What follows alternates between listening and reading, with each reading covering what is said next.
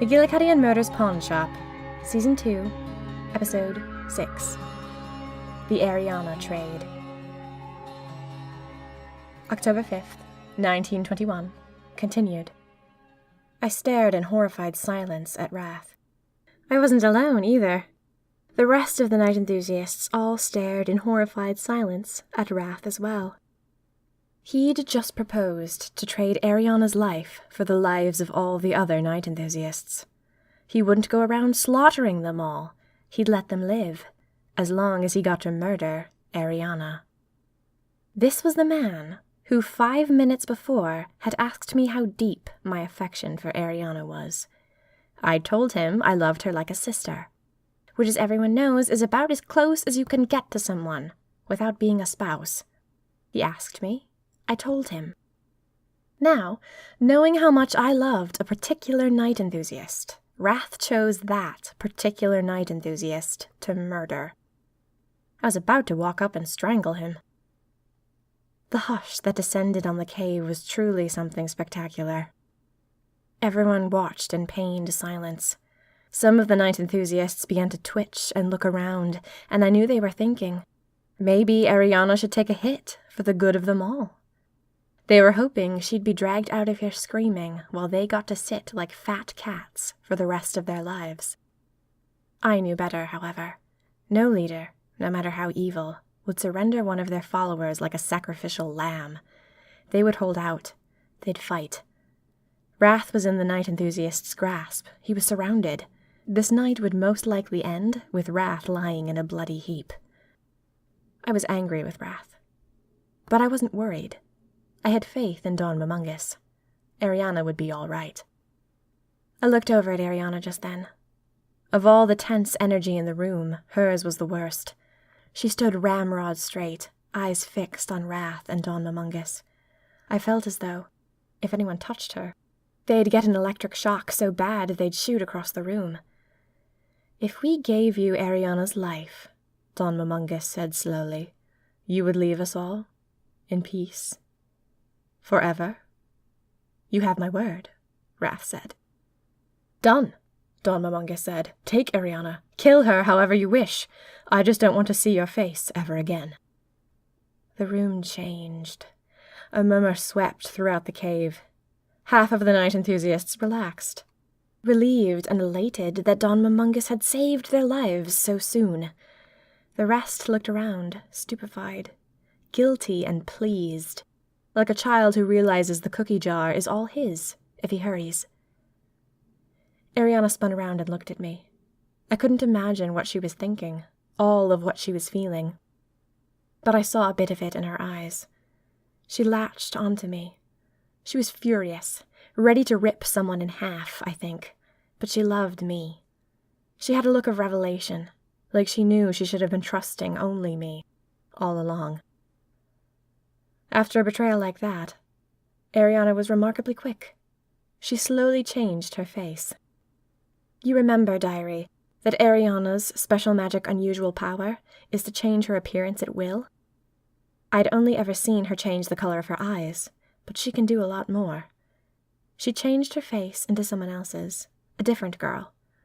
Then, her expression very carefully controlled, she walked towards me. You have to understand, it was very dark in that cave. Most of the night enthusiasts' eyes were still fixed on Wrath, who had gone into a monologue about all the ways he wasn't going to kill them. I thought it was a very strange time for Wrath to be talking his head off, but Wrath was a very strange man. Ariana reached me, and without looking at me, she took my hand. I felt a film of magic glide across my face. Ariana had changed my appearance too. Then, together, disguised by her magic, we walked towards the door. The other night enthusiasts let us go. To them, we were two girls getting nervous and trying to leave.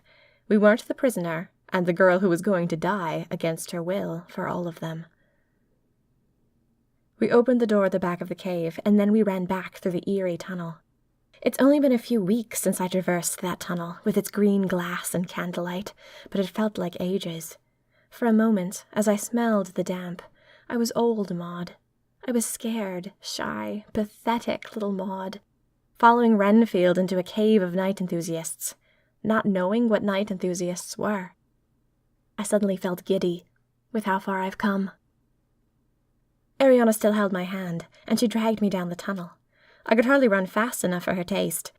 I felt all of her anger and fear in her hand. She was practically squeezing the life out of mine.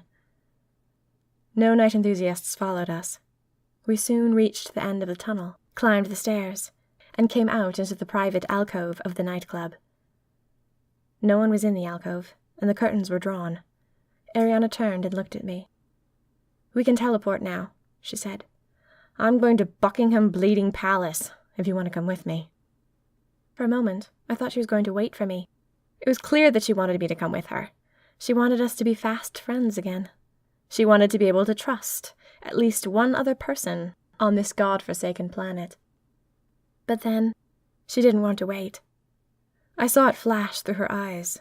She looked wounded, and she didn't want to wait for me, in case I said no, in case I never wanted to see her again. Of course I wanted to see her again.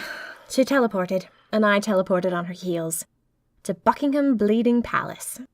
Because she might have been a little Judas, but she was still my Ariana, and I was going to see her through this next phase of life. I teleported to Buckingham Palace, in general.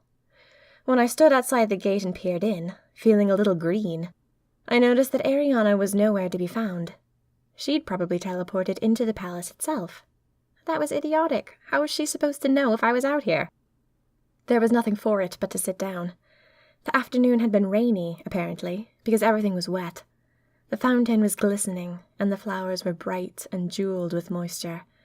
I found a stone bench, sat in the wet, and took off my shoes. My feet hurt. Not too long ago, I'd been trudging through the snowy countryside of 1797. About 5 minutes later, Ariana popped into view.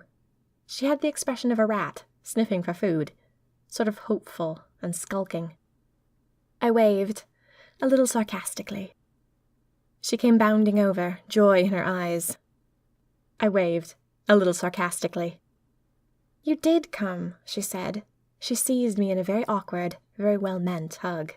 "Come on, I found a bedroom that's all locked up. Not being used at the moment. We'll teleport straight in."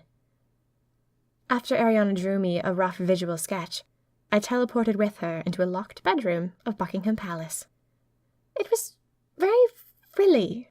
There were a lot of roses everywhere, and gold and lace. Ariana sat down on a curved sofa and looked at me with sheepish eyes. "What do you say we steal food from the kitchens?" "Ordinarily I'd object," I said, "but I'm hungry and I'm tired and I really don't want to think right now." "I don't want to think right now either," Ariana said. "I'll go steal us food." "All right," I said. We were blatantly avoiding the issue at hand, but for once it felt very good to avoid the issue at hand. While Ariana was gone, I ran myself a bath and submerged everything but my head in fountains of bubbles. After living in McGillicuddy and Murder's pawn shop, then living in a cage, and then living in a barn, this bath was heaven on earth. I was just admiring the glisten and sheen of the bubbles when Ariana knocked softly on the door. "Maud," she said, "when you're out, I want to talk to you about something." "Yes?" "I don't think I want to be a night enthusiast anymore." We hope you've enjoyed Season 2, Episode 6, The Ariana Trade, of McGillicuddy and Murder's Pawn Shop. McGillicuddy and Murder's Pawn Shop is written and performed by Minerva Sweeney Wren. All rights reserved. Visit minervasweeneyWren.com to see photographs of the real McGillicuddy and Murder's Pawn Shop and learn how you can support the show, keep it advertisement-free, and explore more stories by Minerva Sweeney Wren. McGillicuddy and Murder's Pawn Shop will continue with Season 2, Episode 7. Mr. McGillicuddy, again.